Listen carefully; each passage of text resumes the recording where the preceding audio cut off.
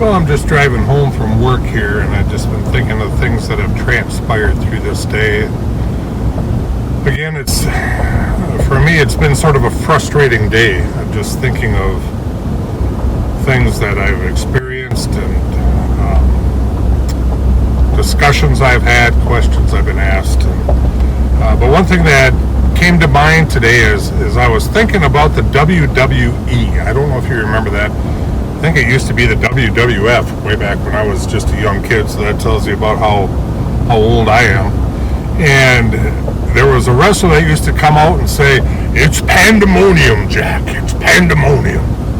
And I was thinking that about this COVID-19 thing that is going on and just how it is messing with people, and especially Christians, how it is just, it's got in their head. And so far, my experience with the C-19, as I call it, are just some inconveniences and some, minor issues. I'm just thankful that none of my loved ones have got it yet, or, we're staying healthy. But again, we're obeying the mandate as much as we can, and so I think that has something to do with it. But my heart truly goes out to anyone who has contracted the disease or has loss of loved ones, or whose loved ones are in the hospital now.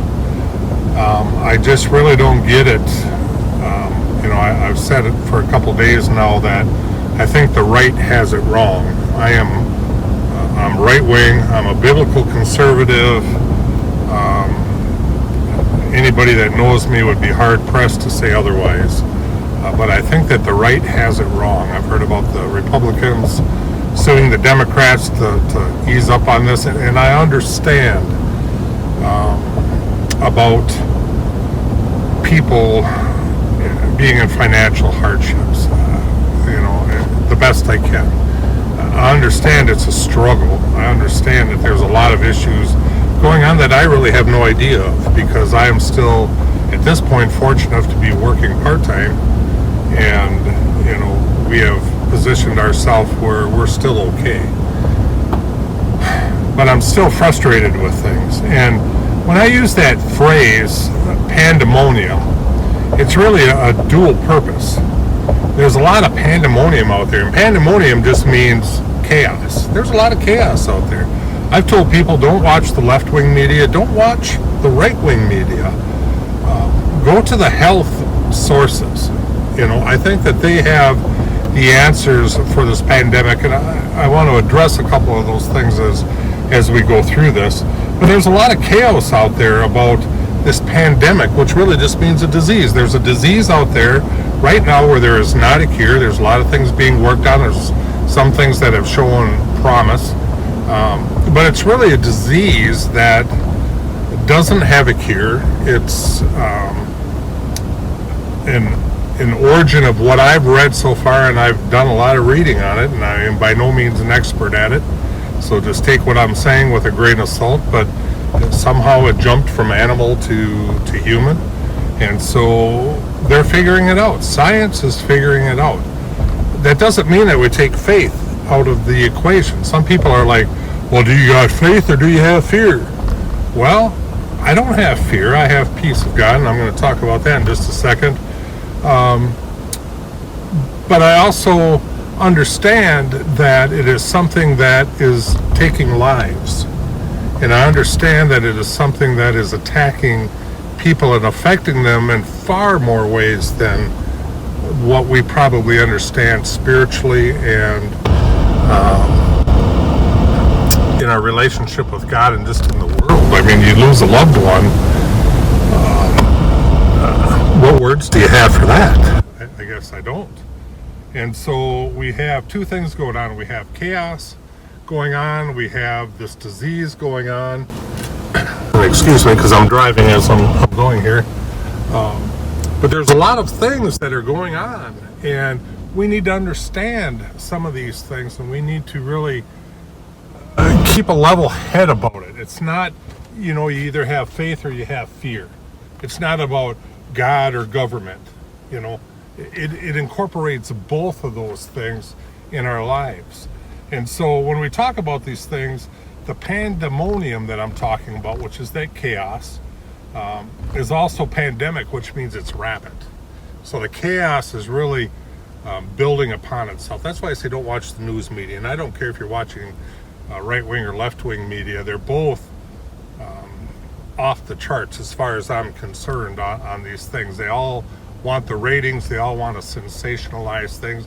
But yet within the church, we see those too, that everything's a conspiracy. Well, this is from China, and this is from, it's a germ warfare. And so far, the evidence has shown no. Now, when the evidence shows something else, I will agree with it, but we can get so worked up in this chaos and in this rampant chaos that we lose focus on things. And so they're really describing each other. When you talk about a rampant chaos, a chaos that's running rapid, it's just how the world is today. And it's my concern, I guess, as a pastor, is for the churches and the church pastors and leadership that are going through this. The news media and local news media anyways, and social media, is not being particularly helpful either. They're hyping up all this stuff, and we need to understand that they're hyping and just, they know what people feed on, right? They want to see the car accident. They want to see the train wreck. They want to hear about the murder. They want to, and we deplore those things, but we want to hear about them. That's the thing that sort of gets us going. For some, it's really the end of the world, or at least it's a great time to raise prices on toilet paper, right? And hand sanitizer and those necessities that we need. But for others, it's fake news. Others just don't believe anything that is being said. It's just fake news to them, with COVID-19 being little more than a bad cold. And how many times have we heard that, well, this isn't as bad as the flu, and they haven't figured out the cold, and they haven't, all I can say to those people is go out and do the research, okay? Go out and read and read and read, because it's way different. People don't know the difference between a virus and a bacteria. They don't know the difference between a flu and a cold. People are just really talking very ignorantly because of these things that are going on. And so we see this, that all this stuff, this fake news, and again, right and left, is running rapid as we're going through the things that we're going through. And the truth is likely, and as usual, somewhere in the middle. So we need to understand that it is somewhere in the middle. And the truth is going to come out. The Word of God tells us this, that the truth will find its way and the truth will come out. So I want you to stand firm in that and believe that the truth is going to come out. And so why are we worrying about this? Why are we so worked up about all these things? In the meantime, we need to be safe. We need to act upon what we know. And what is it that we know? Or what are the questions that are being asked? Well, one of the questions I get asked quite frequently is C-19 pandemic a sign of the end times? And, my answer really tells us that, my personal opinion is no. The Bible does say that disease is a pestilence, will occur in the end times. Is this it? I don't believe that it is at this time, but there's really no way to know if the C-19 is an actual sign of the end times or just a precursor of what will happen in the end times. And again, as with everything else in the Bible, we'll know once it happens because we'll be able to look back on it. My gut feeling is it's just a precursor, but that's my gut feeling. That's not necessarily to say this is fact or this is truth. What Revelation 6:8 describes is way worse than what we are currently experiencing. So as bad as this is, and as bad as it is that we are looking at these things, I want you to understand that what is happening in Revelation 6:8 is way worse, way, way, way worse than what we are seeing now. Another question I get is, should we be gathering food for these end times? Should we, as Christians, be stockpiling food or medicine and cleaning supplies? And, you've seen on the news, I'm sure, by this time that toilet paper was at a shortage and hand sanitizer is gone and some of the cleaning liquids are gone. As a matter of fact, since this started, I found hand sanitizer for the first time at Menards this last week, and then I picked up a couple bottles of it. And thankfully, they've put a limit on it because some dope is going to come in and load his cart up with everything, and then he's going to have it all and nobody else. But the one time, really, that I found, at least in my memory, that the Bible mentions a stockpiling or hoarding of things, it does not speak of it favorably. And you can look at that in Luke 12. I think it was 16 through 21 that I was reading today. It doesn't speak of it favorably, in a good light. So there's nothing wrong with having a little extra, the essentials laying around. I mean, my wife and I do, of course we do. But there's something wrong with hoarding supplies to the point that we are preventing people who actually need them from being able to get them. So hoarding is something a little bit different that we need to think about. The third thing that I want to address, just as I'm getting close to home here, is how should Christians respond to C-19? And I tell you, my mind is just flooded with things, and I'm going to be addressing them in a couple of our other segments that we do, question and answers according to the Bible, because I always say it's all good until we get biblical, right? Once we start looking at the Bible, then we find out many times that we're off base. But how should Christians respond to the COVID-19, or the C-19 as I call it? You know, one of the fruits of the spirits is peace. And if you look in Galatians 5, and I think it's near the end of the chapter 20 through 25 or so, one of the things there is do not fear. And I've heard this thing coming from pastors, and I tell you, it grates me greatly, because they're saying fear or faith, fear or faith, fear or faith. Well, we have faith in Christ, but yet many Christians aren't walking in that. They're walking in their essentialness. I need to be before my church. I need to be gathering with this. I need to have people coming to me. You know, I've discovered at the prison that, because we're on a modified lockdown also, that all these people can't come to me. So you know what I do? I go out to them. And yeah, it's not the way that we would want it to be, but it's the way that it is, sorry to say it, and that's what's happening right now. So, but one of the fruits of the Spirit is this peace. Are you showing peace as a believer in Christ, as a believer in Jesus Christ? Do not fear occurs over 300 times in the Bible. I've heard it said it's 365 times, once for each time of the year. I haven't studied that out. But I do know, just through my study, that it occurs more than 300 times. Do not fear. As followers of Christ, we should be ambassadors of peace. We should trust in God. And it should be even more evident now when everyone else is just freaking out. People are freaking out left and right. I mean, Christians and non-Christians alike, they're just doing crazy things with their life. And it's like, what are you doing? We need to exemplify peace. God is in control. None of this is taking him by surprise.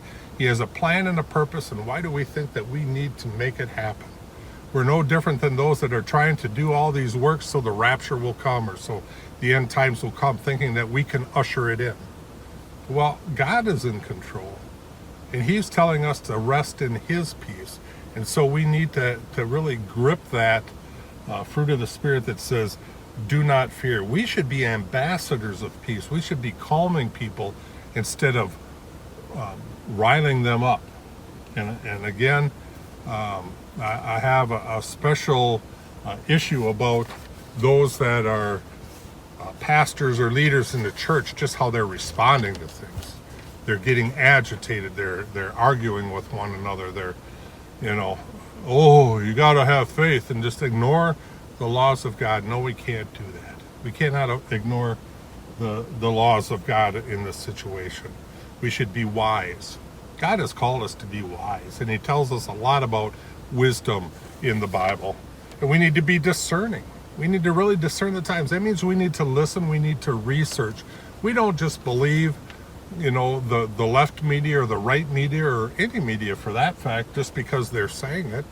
We know that the media can be distrustful at times. And so we need to really discern the times, and we need to be reasonably prepared. Are you reasonably prepared for the things that are coming? Are you reasonably prepared in your life just for the things? Are you doing things that are reasonable to keep you safe and to keep others safe? I don't think as churches we are always doing that. And we should be the example. The church, the pastors, the leaders, they should be the example. And man, we are really falling way short in this. And so yes, we should take sensible steps to avoid contracting or spreading this disease. Yes, we should do that. I heard a message today about the one sheep that strayed off from the 99, and did not Jesus go after the one? And during that time, the 99 went without. You know, we think that we're so important. We think that we have all these needs, but yet there's the one that is without. I don't want our church, I don't want my family, I don't want my life to be the one that would give a disease to somebody that is going to die. That's not fear, that's just reasonableness. I don't want that. I'm in contact with people every day, and as I'm in contact with people every day, you know, we go through these things and we talk about these things. And, you know, we understand that God is in control and that God will always be in control. But we want to be reasonable about these things. I don't want to spread that disease. And no, irrational fear and panic-based decisions should have no part of our lives. But you know, there's pastors that are fearing and they're making really panic-based decisions because they believe they are becoming irrelevant because they're not having people come to them, that they're not able to have the churches filled so they can listen to them. Listen, I'm a pastor. The church is important. It's an important, vital part of the body. And I'm going to talk about this in some of my other segments. But at this time, I just really wanted to relate some of my thoughts. I don't know. I usually don't try to vent until I think things out. Well, today I've thought, and maybe I haven't thought everything out quite clear. But I really just wanted to let you know that God is in control and that He is going to take care of everything that we need. Okay? Believe in Him. I just want you to believe in Him. And I want you to put your trust in Him. Nothing is going to take Him by surprise. You are relevant, regardless of what the government says, regardless of what your pastor says, regardless of what your neighbor says. You are relevant. You are relevant to Christ. And He wants to use you where you are at right now. And what are you doing right now?